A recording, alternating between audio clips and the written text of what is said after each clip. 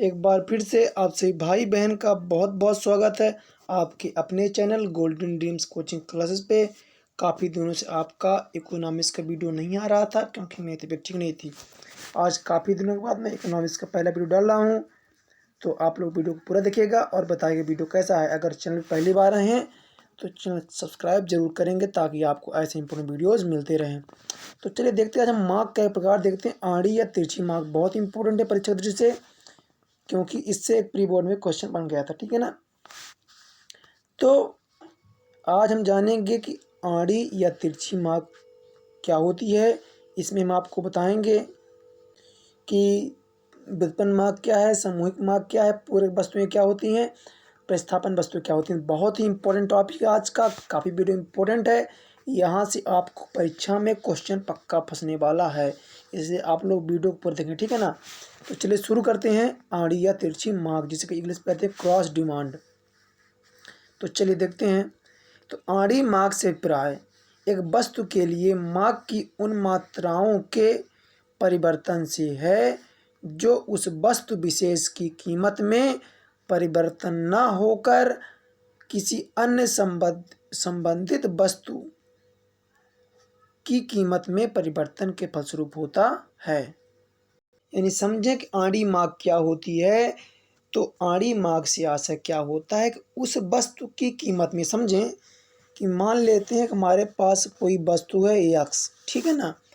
अगर एक्स की मार्क उन मात्राओं के परिवर्तन से जो उस वस्तु कीमत में परिवर्तन न होकर किसी अन्य संबंधित वस्तु की कीमत परिवर्तन फलस्वरूप होता है। ध्यान समझिएगा कि हमारे पास, हम मान लेते हैं कि एक वस्तु है एक्स, ठीक है ना। एक्स मान लीजिए, यह हम कह देते हैं कि आपने ली है कार, ठीक है ना। कार वस्तु हो गई। अगर पेट्रोल की कीमत में परिवर्तन आएगा तो कार की कीमत में भी परिवर्तन होगा या उसकी मांग में परिवर्तन आएगा। जैसे इस समय पेट्रोल आपका महंगा है तो लोग गाड़ियां क्या कर रहे हैं, कम खरीद रहे हैं, यानी गाड़ियों की मांग क्या हो गई है, कम हो गई है। अगर पेट्रोल आपका सस्ता हो जाए तो गाड़ियों की मांग क्या हो जाएगी, बढ़ जाएगी। समझे बात को। यानी कि एक वस्तु की मात्रा में परिवर्तन न होकर अन्य वस्तु की मात्रा में परिवर्तन से उस वस्तु की मात्रा में प्रभाव पड़ता है, उसे हम क्या कहते हैं, आड़ी या तिरछी मार्क कहते हैं। बात को समझे आप। क्या समझ रहे हैं आपको आड़ी या तिरछी मार्क क्या होती है। जैसे मान लीजिए आपको खरीदना है गाड़ी, ठीक है ना। अब जैसे इस समय पेट्रोल कीमत 100 से ज़्यादा है तो बहुत कम लोग गाड़ियाँ खरीद रहे हैं, क्योंकि पेट्रोल की कीमत महंगी हो गई है। अगर यही पेट्रोल 50 रुपये लीटर हो जाए तो गाड़ियों की डिमांड क्या होगी, बढ़ जाएगी। यानी कि जैसे हमारे पास दो वस्तु, एक तो एक्स एक तो वाई है, यानी एक्स में कोई परिवर्तन नहीं होगा, वाई वस्तु में परिवर्तन के फलस्वरूप एक्स वस्तु में जो चेंजेस आएंगे, जो मार्ग में परिवर्तन आएगा, वही आपका आड़ी या तिरछी मार्ग कहलाएगा। चलिए एक बार मैं फिर से पढ़ देता हूँ कि आड़ी मार्क से अभिप्राय एक वस्तु के लिए मार्क की उन मात्राओं के परिवर्तन से है जो उस वस्तु विशेष की कीमत में परिवर्तन न होकर किसी अन्य संबंधित वस्तु की कीमत में परिवर्तन के फलस्वरूप होता है। ठीक है, यहाँ पे की हो जाएगा ना। समझ गए आप बात को ना। यानी कि हमारे पास दो वस्तुएं हैं एक्स और वाई, तो एक्स में कोई परिवर्तन नहीं होगा, वाई की कीमत में परिवर्तन होगा, तो जिसके फलस्वरूप क्या होगा, एक्स की मांग में परिवर्तन आ जाएगा। या उदाहरण दिया है, अर्थात देख लीजिए, आप उदाहरण दे सकते हैं। अर्थात एक्स वस्तु की मांग वाई वस्तु की कीमत का फलन है। यानी आड़ी मांग उन्हीं वस्तुओं पर उत्पन्न होती है जो एक दूसरे से घनिष्ठ संबंधित होती हैं। यानी समझे आप कि जो आड़ी मांग या तिरछी मांग है उन्हीं वस्तुओं पे लागू होगी जिनका एक दूसरे से क्या होगा, संबंध होगा। ठीक है ना। जैसे आप समझें कि पेट्रोल और जो आपकी गाड़ी होती है इनका एक दूसरे से घनिष्ठ संबंध होता है। समझ गए ना। अब देख लीजिए, अगर आप गाड़ी काफ़ी सस्ती है, अगर पेट्रोल ही ना हो तो गाड़ी किस काम की है, किसी काम की नहीं है ना। या पेट्रोल है गाड़ी नहीं है तो भी मतलब एक दूसरे क्या घनिष्ठ संबंधित होती हैं। अब चलिए देखते हैं कि जो वस्तुएं होती हैं ना दो तरह की होती हैं, एक तो होता है प्रतिस्थापन और एक पूरक। बहुत ही महत्वपूर्ण टॉपिक है ये, परीक्षा की दृष्टि से बहुत इंपॉर्टेंट है ना। तो प्रतिस्थापन वस्तुएं और पूरक वस्तुएं। अभी मैंने आपको बताया कि आड़ी मार्ग या तिरछी मार्ग, यानी कि भाई दो वस्तुएं हो गई, एक तो आपकी गाड़ी हो गई और पेट्रोल हो गया, ठीक है ना। यानी गाड़ी की कीमत में कोई परिवर्तन नहीं हुआ, लेकिन पेट्रोल की कीमत परिवर्तन हो गया, तो गाड़ी की मांग भी परिवर्तन हो गया। देखिए अब पेट्रोल महंगा तो लोग गाड़ी कम खरीदेंगे, यानी हमने गाड़ी की कीमत नहीं बढ़ाई है, पेट्रोल की कीमत बढ़ने से गाड़ी की कीमत बढ़ गई है, तो क्या कहलाएगा आपका आड़ी या तिरछी मार्ग कहलाएगा। और यह मार्ग जो होती है तो विशेष वस्तुओं पर लागू होती है, जो एक दूसरे क्या होती हैं घनिष्ठ संबंधित होती हैं। और ये वस्तुएं दो तरह की होती हैं, एक हमारी होती है प्रतिस्थापन वस्तु और एक होती है पूरक वस्तु। अब चलिए हम एक करके जान लेते हैं कि प्रतिस्थापन वस्तु क्या होती है। तो सबसे पहले हम देखते हैं प्रतिस्थापन वस्तु, है ना। तो प्रतिस्थापन वस्तु क्या होती है, जिन वस्तुओं का एक दूसरे के स्थान पर प्रयोग किया जाता है उन्हें हम क्या कहते हैं, प्रतिस्थापन वस्तुएं कहते हैं। समझे कि फॉर एग्जाम्पल लेते हैं, जैसे कि मान लीजिए आपको, है ना, कुछ मीठा खाना है, ठीक है ना, जैसे शक्कर हो गई। अब शक्कर नहीं है तो शक्कर के स्थान पे आप गुड़ का भी प्रयोग कर सकते हैं। तो शक्कर और गुड़ क्या है, एक दूसरे के क्या है, प्रतिस्थापन वस्तुएं हैं। अगर शक्कर महंगी हो जाएगी तो गुड़ की मांग बढ़ जाएगी, अगर आपका गुड़ महंगा हो जाएगा तो शक्कर की मांग बढ़ जाएगी, ठीक है ना। जैसे यहाँ पे दिया है चाय और कॉफ़ी, ठीक है ना। अगर मान लीजिए चाय की कीमत बढ़ जाए तो लोग क्या करेंगे, कॉफ़ी खरीदना पसंद करेंगे, यानी कॉफ़ी की मांग बढ़ जाएगी। समझे ना बात को, यानी कि एक वस्तु में परिवर्तन से दूसरे वस्तु में परिवर्तन हुआ। अब मेन चीज समझे आप कि प्रतिस्थापन वस्तु क्या है। तो ऐसी वस्तुएं जिनका एक दूसरे के स्थान पर प्रयोग कर सकती हैं। यानी अगर एक जैसे शक्कर हो, सॉरी आपका जैसे यहाँ पे आप हो गया, क्या हो गया आपका, चाय और कॉफ़ी हो गया। तो समझें अगर चाय की कीमत बढ़ जाएगी तो लोग कॉफ़ी लेना पसंद करेंगे, या कॉफ़ी की कीमत बढ़ जाएगी तो लोग चाय लेना पसंद करेंगे। यानी चाय या कॉफ़ी पे लोग दो में से कोई एक प्रयोग कर सकते हैं, उनकी इच्छा, ठीक है ना। यानी यहाँ दिया है कि प्रतिस्थापन वस्तुओं के मूल्य तथा माई गई मात्रा से सीधा संबंध होता है, अर्थात एक वस्तु के मूल्य में कमी या वृद्धि दूसरे वस्तु की मांग क्रमशः कमी या वृद्धि कर देती है। समझें कि अगर एक वस्तु का मूल्य घट गया है ना, दूसरे वस्तु की मांग में कमी आ जाएगी। अगर एक वस्तु का मूल्य बढ़ गया है तो दूसरे वस्तु की मांग में वृद्धि होगी। ये समझें, जैसे अगर आपकी चाय की कीमत बढ़ जाए तो कॉफ़ी की मात्रा में मांग में वृद्धि हो जाएगी, अगर चाय सस्ती हो जाएगी तो कॉफ़ी की मांग घट जाएगी, ठीक है। अर्थात एक वस्तु के मूल्य में कमी या वृद्धि दूसरे वस्तु की मांग में क्रमशः कमी या वृद्धि कर देता है। अब पॉइंट आपको यह याद रखना बहुत इंपॉर्टेंट है, इसलिए जो प्रतिस्थापन वस्तुओं का आड़ा मार्ग वक्र नीचे से दाएं ऊपर की ओर उठता है, इस पॉइंट को आप नोट कर लेंगे, ऑब्जेक्टिव दृष्टि से इंपॉर्टेंट है, ठीक है ना। यानी आड़ा मार्ग वक्र क्या होता है, नीचे से दाएं ऊपर की ओर उठता है, ठीक है। अब चलिए देखते हैं पूरक वस्तुएं, ठीक है ना। पूरक वस्तुएं क्या होती हैं इसको समझ लेते हैं। ये आपका बहुत इंपॉर्टेंट है, जो पूरक वस्तुएं होती है ना, बहुत इंपॉर्टेंट, ठीक है ना। इसको आप जरूर पढ़ लेंगे, बहुत इंपॉर्टेंट, ठीक है ना। यानी जिन वस्तुओं का एक दूसरे के साथ पूरक के रूप में प्रयोग किया जाता है उन्हें हम क्या कहते हैं, पूरक वस्तु कहते हैं। यानी एक के बिना दूसरा अधूरा है। समझिए से मान लीजिए आपके पास कार है, ठीक है ना। अब कार का संबंध किससे, पेट्रोल से है, ठीक है।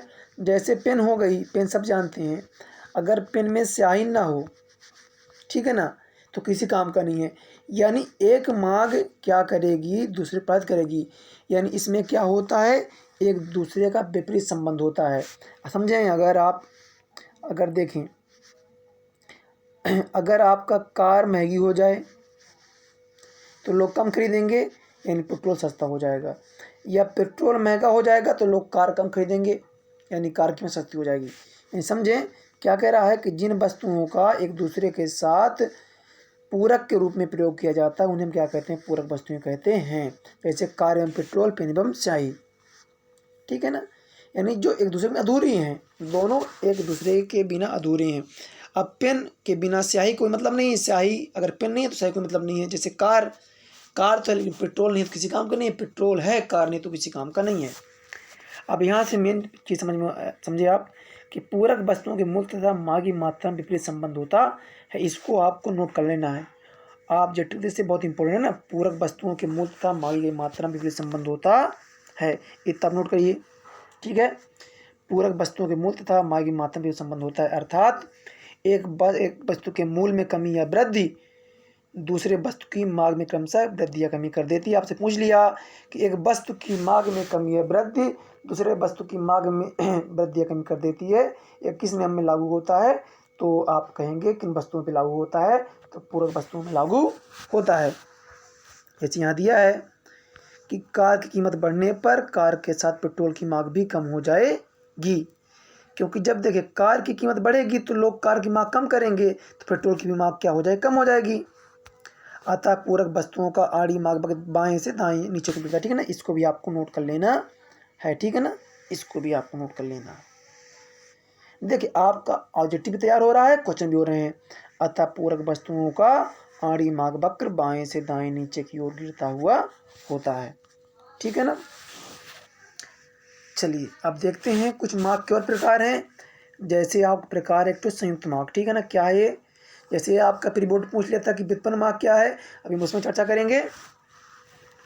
तो सबसे पहले जान लेते हैं संयुक्त मार्ग क्या है। किसी एक संयुक्त उद्देश्य की पूर्ति के लिए जब दो या दो से अधिक वस्तु एक साथ मांगी जाती है, उसे हम क्या कहते हैं, संयुक्त मार्ग कहते हैं। समझे बात को आप, कि किसी एक संयुक्त उद्देश्य की पूर्ति के लिए जब दो या दो से अधिक वस्तुएं एक साथ मांगी जाती हैं तो ऐसी मांग को हम क्या कहते हैं, संयुक्त मांग कहते हैं। समझे आप, जैसे यहाँ पे दिया है, जैसे रोटी दाल, पेन स्याही, car petrol, cricket bag, cricket में क्या हुआ है, बैट एवं बॉल, ठीक है ना। तो क्या कहलाएगी आपकी संयुक्त मांग कहलाएगी। किसने कहा है, किसी एक संयुक्त उद्देश्य की पूर्ति के लिए जब दो या दो से अधिक वस्तुएं एक साथ मांगी जाती हैं तो ऐसी मांग को हम क्या कहते हैं, संयुक्त मांग कहते हैं। जैसे आप कोई रोटी दे दिया तो आप रोटी तो आप खाली नहीं मांगोगे ना, आप दाल रोटी मांगोगे, या आप पेट्रोल और कार मांगोगे, या फिर अगर क्रिकेट खेल रहे हो तो बैट और बॉल मांगोगे, लिख रहे हो तो पेन और स्याही मांगोगे। तो क्या कहलाएगी आपकी संयुक्त मांग कहलाती है जॉइंट डिमांड, ठीक है ना। जब एक संयुक्त उद्देश्य के लिए दो या दो से ज़्यादा मांग की जाती है तो हम क्या कहते हैं, संयुक्त मांग कहते हैं। अब पेपर में आपके व्युत्पन्न मांग आया था, ठीक है ना, इसको ध्यान समझेंगे, आपके प्री बोर्ड एग्जाम में आ चुका है, समझते हैं।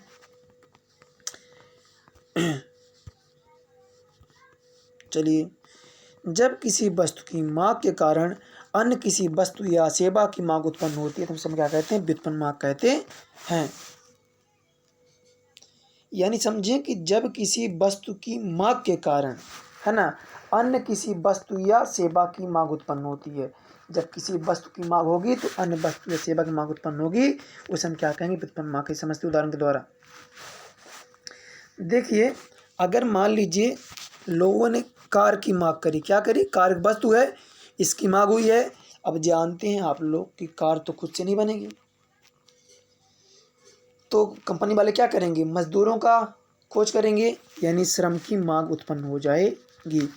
कार की मांग उत्पन्न होने के साथ क्या होगा, श्रम की मांग भी उत्पन्न हो जाएगी, इसे हम क्या कहते हैं, व्युत्पन्न मांग कहते हैं, ठीक है। यहाँ आप देख सकते हैं परिभाषा, थोड़ा सा सोचते ही पूरा सही नहीं है, फिर मैं प्रयास कर रहा हूँ और कोई मिस्टेक हो तो बताइएगा। कह रहा है कि जब किसी वस्तु की मांग के कारण अन्य किसी वस्तु या सेवा की मांग उत्पन्न होती है तो इसे व्युत्पन्न मांग कहा जाता है। उदाहरण, श्रम की मांग को व्युत्पन्न मांग कहा जाता है, ठीक है, क्योंकि श्रम की सहायता से अन्य वस्तुओं को उत्पादन किया सकता है, इसलिए इसकी मांग की जाती है। अब तीसरा था आपका सामूहिक मांग।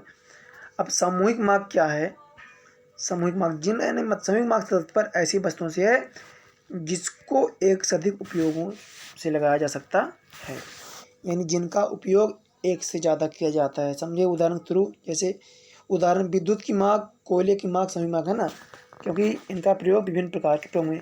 अब देखिए, अब विद्युत घर में भी प्रयोग होती है, कारखानों में प्रयोग होती है, हर जगह विद्युत प्रयोग होती है, कोयला भी ऐसे है, यानी जिन वस्तुओं की मांग एक से ज़्यादा कार्यों के लिए की जाती है, ठीक है ना, हम उसका क्या कहते हैं, सामूहिक मार्क कहते हैं। ठीक है, इस तरह से हमने आपको पूरा बता दिया है, आप इसको भी नोट कर लीजिएगा। ठीक है ना। अगर वीडियो पसंद आया तो लाइक शेयर और सब्सक्राइब करना ना भूलेंगे। कमेंट करें वीडियो कैसा लगा। अगर ऐसी वीडियो चाहते हैं तो आप लोग कमेंट करिए।